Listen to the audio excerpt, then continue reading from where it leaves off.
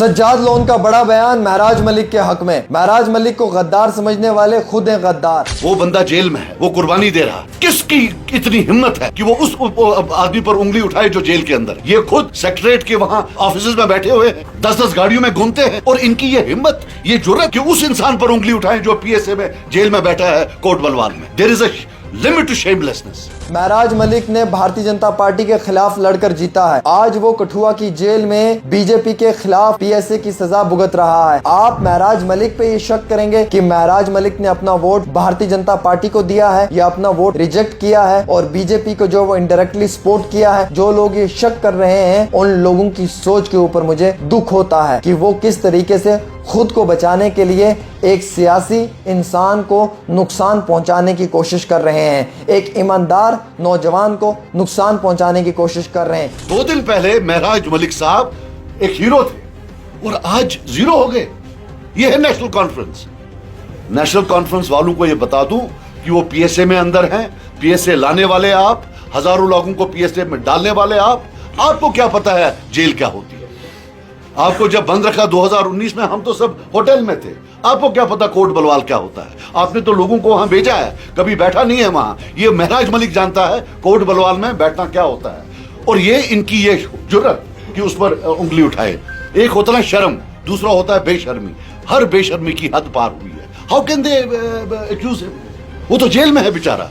जो नौजवान भारतीय जनता पार्टी के पॉलिसीज के खिलाफ लड़ रहा है, आप उसी नौजवान को बदनाम करने की कोशिश कर रहे हैं। यह कहना है सज्जाद लोन का। सज्जाद लोन ने यह भी कहा कि नेशनल कॉन्फ्रेंस की स्पोक्स पर्सन इफरात जान ने एक ट्वीट का रिट्वीट किया, उसका रिप्लाई दिया कि बहुत जल्द बेल हो सकती है। तो इसका क्या मकसद है कि क्या सज्जाद लोन ने यह इशारा नेशनल कॉन्फ्रेंस की तरफ किया है कि नेशनल कॉन्फ्रेंस को जो शक है वो महराज मलिक पे है कि 4 में से 1 महराज मलिक है जिसने अपना वोट बीजेपी को कास्ट किया है या अपना वोट रिजेक्ट किया है। जब उमर अब्दुल्ला से सवाल जवाब हुआ तो उमर अब्दुल्ला ने भी कई सवालों का जवाब दिया और कई सवालों का जवाब नहीं दिया। उमर अब्दुल्ला ने कहा कि मैं शुक्रिया अदा करता हूं कांग्रेस का कि उन्होंने हमारा समर्थन किया, हमारा सपोर्ट किया। लेकिन जब पीडीपी पे सवाल किया तो उमर अब्दुल्ला ने सवाल को इग्नोर किया। उन्होंने कहा जी बिल्कुल, जिसने भी सपोर्ट किया होगा हम शुक्रिया अदा करते हैं। तो उमर अब्दुल्ला को शक है शायद पीडीपी ने भी कोई बड़ी गलती की है या पीडीपी से भी कोई बड़ी गलती हो सकती है। सज्जाद लोन ने कहा कि शुक्र है जनाब, मैंने वोट नहीं जो है वो कास्ट किया। अगर मैंने वोट नेशनल कॉन्फ्रेंस को भी दिया होता तब भी मुझ पे यही एलिगेशन लगता कि मैंने ये वोट बीजेपी को दिया है। बद से बदनाम बुरा है, मैं तो ऐसे भी बदनाम हूं। और आज मैंने इसमें जो है वो अपना वोट ही कास्ट नहीं किया। वो इसलिए नहीं किया कि सच सामने आए, लोगों की आंखें खुले, लोगों को मालूम चले कि सज्जाद लोन को बदनाम करना जरूरी नहीं है। सज्जाद लोन के सिवा भी कई सारे लोग ऐसे हैं जो बीजेपी के कांटेक्ट में हैं। तो सिर्फ आप सज्जाद लोन को ही क्यों बदनाम कर रहे हैं? उन्होंने ये भी कहा कि अगर मैं ये वोट कास्ट कर देता, ये कहते कि जनाब जो बाकी 4 वोट पड़े हैं ये भी सज्जाद लोन ने ही दिलवाए होंगे, ये 5 के 5 वोट सज्जाद लोन के ही गए हैं। लेकिन उन्होंने कहा कि ये मेरी बड़ी सोच समझ का फैसला रहा कि मैंने वहां पे अपना वोट कास्ट नहीं किया। उससे ये जाहिर होता है कि बीजेपी के साथ क्या नेशनल कॉन्फ्रेंस के लोग जुड़े हुए हैं, क्या पीडीपी के लोग जुड़े हुए हैं, क्या आज़ाद उम्मीदवार जुड़े हुए हैं। और एलिगेशन मुझ पे और मेरी जमात पे ही हमेशा रहता है। उसके बाद उन्होंने एक चीज़ और दराफत की। उन्होंने कहा कि जनाब आप देख लें, कांग्रेस को पहले ही मालूम था कि ये रिस्की सीट है, इस पे कंटेस्ट नहीं करना है। कांग्रेस ने इसीलिए इनकार किया। वो बड़ा बेहतरीन फैसला था कांग्रेस का। अदरवाइज कांग्रेस को राज्यसभा के इलेक्शनों में भी शिकस्त मिलती और नेशनल कॉन्फ्रेंस ये सारा इल्ज़ाम कांग्रेस के सर पे लगा देती। लेकिन आज कांग्रेस ने जो फैसला लिया वो बहुत ठीक लिया कि उन्होंने राज्यसभा के इलेक्शनों में शमूलियत इख्तियार नहीं की। सज्जाद लोन ने कहा कि ये नहीं वोट किसको पड़ा है, सवाल ये है कि ये 4 लोग कौन हैं जिन्होंने बीजेपी के खिलाफ लड़कर वोट हासिल किया। जम्मू कश्मीर की कानून साज असेंबली में बीजेपी को ही वोट दे दिया और बीजेपी को मजबूत कर दिया।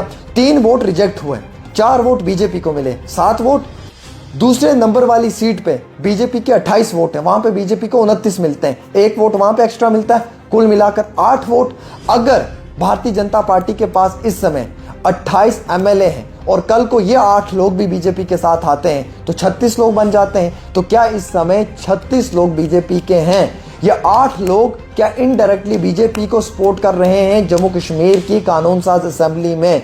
ये 8 लोग कौन हैं ये मालूम चलना चाहिए। ये कोई फर्स्ट सेकंड थर्ड क्लास का बच्चा अपना वोट डालने नहीं गया है जो गलती से गलत रेफरेंस देकर जिसका वोट रिजेक्ट हो जाएगा। ये एक एमएलए है, ये मेंबर ऑफ लेजिस्लेटिव असेंबली का एक रिप्रेजेंटेटिव है और उससे गलती हो जाए ये मुश्किल नहीं नामुमकिन है। ये सोचकर गलत तरीके से अपने वोट को रिजेक्ट करने की कोशिश की है ताकि ये फायदा बीजेपी को पहुंचे और 3 वोट जब रिजेक्ट हुए तो 4 वोट वहां से मिले, 7 वोटों का एक बहुत बड़ा मार्जिन जो है वो बीजेपी की चौथी सीट पे यानी कि जो सत्यपाल शर्मा जी हैं उन्हें मिला और वो 32 वोटों से जीत गए। क्या जरूरत थी शमी ओबराय जी को 2 वोट एक्स्ट्रा डालने की? अगर वो 29 वोट पे जीत सकते हैं तो 31 वोट क्यों डाले आपने? ये सज्जाद लोन साहब का सवाल है। और सबसे बड़ा सवाल ये है कि इस समय का जो पॉलिटिकल निज़ाम है उसके अंदर जो दिखाई दे रहा है वो बिल्कुल हैरान कुन है। ये एक पॉलिटिकल भूचाल अर्थक्वेक जम्मू कश्मीर में आया है कि जो लोग बीजेपी के खिलाफ लड़ रहे हैं वही लोग बीजेपी को सपोर्ट कर रहे हैं। जम्मू कश्मीर की कानून साज असेंबली में अपना वोट जो वो बीजेपी को दे रहे हैं। यहाँ पे ये क्लियर हो चुका है कि कांग्रेस ने अपनी विप को वोट दिखाया है, उन्होंने उनको वोट जाहिर किया है। कांग्रेस का शुक्रिया उमर अब्दुल्ला ने भी किया है क्योंकि उमर अब्दुल्ला मुतमईन है कांग्रेस का वोट एनसी को मिला है। उमर अब्दुल्ला ने शुक्रिया अदा किया है कुछ और लोगों का भी, लेकिन जब पीडीपी पे सवाल किया तो उन्होंने इस सवाल को इग्नोर किया। जब दोबारा से सवाल किया तो उन्होंने कहा जनाब जिसने हमें वोट दिया हम शुक्रिया अदा करते हैं। उन्होंने ये नहीं कहा कि मैं पीडीपी का भी शुक्रिया अदा करता हूँ कि पीडीपी ने हमारा सपोर्ट किया है। वहां से ये जाहिर होता है कि उन्हें पीडीपी पे जरूर शक है उमर अब्दुल्ला को। एक सवाल ये है। दूसरा, जब आज़ाद उम्मीदवारों की बात की तो उन्होंने कहा हमें मालूम है कौन है गद्दार, किसने हमारे साथ धोखा किया है, हम ये सब जानते हैं। अब कौन है ये लोग 4 जिन्होंने इस तरीके से वोट बीजेपी को दिया है? क्या ये कोड़ी के भाव में बिक गए? बीजेपी को वोट देना गलत नहीं है, वो दे सकते हैं, यह उनका एक राइट है। बट कमिटमेंट अगर वो एनसी के साथ कर रहे हैं, वोट वो बीजेपी को दे रहे हैं, तो ये धोखा है ना। तो ये धोखा सिर्फ एनसी के साथ नहीं हुआ बल्कि ये धोखा अवाम के साथ भी हुआ है। वोट अवाम से बीजेपी के खिलाफ लिया और यहाँ पे वोट जो है वो बीजेपी को दिया, तो ये वोटर अपने जो बिलखसूस है उनके साथ धोखा है। उन 50,000 लोगों के साथ धोखा है जिस असेंबली में वो इलेक्शन जीत कर आए हैं, जिन लोगों ने उन्हें वोट दिया है। ये धोखा उन लोगों के साथ है जिन्होंने बीजेपी के खिलाफ वोट दिया है। तो हम विश्वास किस पे करें, हम यकीन किस पे करें? एक बात तो जाहिर है कि सज्जाद लोन ने अपनी छवि को बड़ा साफ कर दिया। उन पे जो दाग लगा हुआ था बीजेपी का एटलीस्ट वो क्लियर हुआ। उन्होंने ये जाहिर किया कि कल तक मैं बदनाम था, मैं बीजेपी के साथ जुड़ा हुआ हूँ, आज तो मैंने वोट ही नहीं दिया, मेरा तो कोई लेन देन ही नहीं है सिलेक्शन के साथ, फिर भी 4 वोट आ रहे हैं। ये कहाँ से आ रहे हैं? बदनाम करने के लिए सज्जाद लोन को रखा हुआ है, आबाद करने के लिए बाकी लोगों को रखा हुआ है। तो यहाँ से जाहिर होता है कि महराज मलिक, सज्जाद लोन और कुछ लोगों पे नेशनल कॉन्फ्रेंस को जरूर जो है वो शक है, जिसमें से सज्जाद लोन तो साफ हो चुके हैं। अब रही महराज मलिक की बात और बाकी कुछ नेता लोग हैं जिन पे नेशनल कॉन्फ्रेंस ये शक कर रही है कि उन्होंने धोखा दिया है राज्यसभा के इलेक्शनों में नेशनल कॉन्फ्रेंस।